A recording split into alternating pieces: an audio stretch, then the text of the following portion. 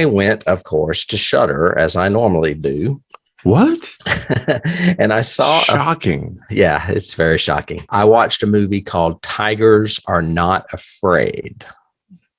Okay. So we're going back to those long titles that you always question. Right. The girl and the vampire on the street at night or whatever. Yeah.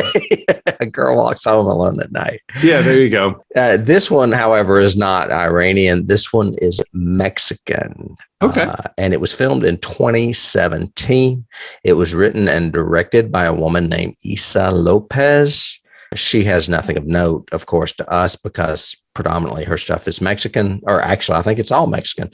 But I will say this movie is awesome. I loved it. One of the critics or one of the reviews I read said it's Pan's Labyrinth meets City of God.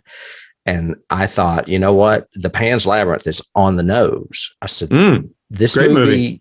Yeah, this movie plays exactly like a Guillermo del Toro movie on a low budget.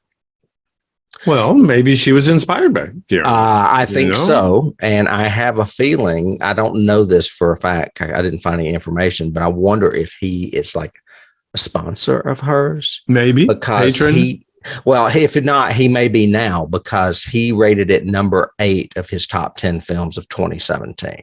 Wow. So he saw it and he loved it. It's basically one of those stories that crosses over with real terror and supernatural terror in the setting.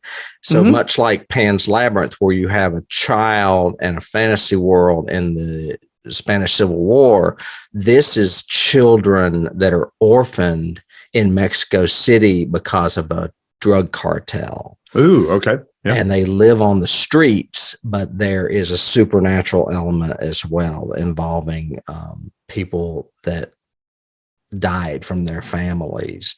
Synopsis: Estrella is 10 years old and has 3 wishes. The first one, that her missing mother comes back. Well, it happens. She returns, but she's dead, and she follows her everywhere. So she's scared. She tries to escape by joining a gang of other orphans, orphaned from the cartel.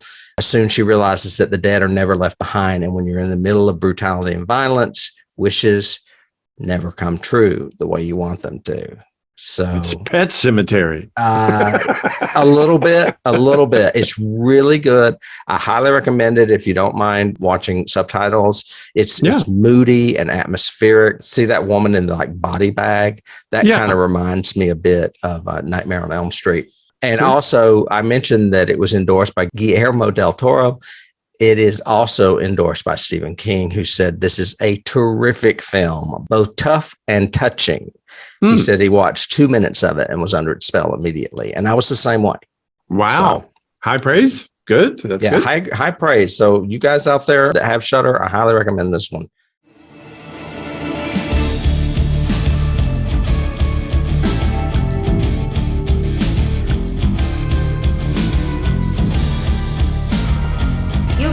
Start the car. Johnny has the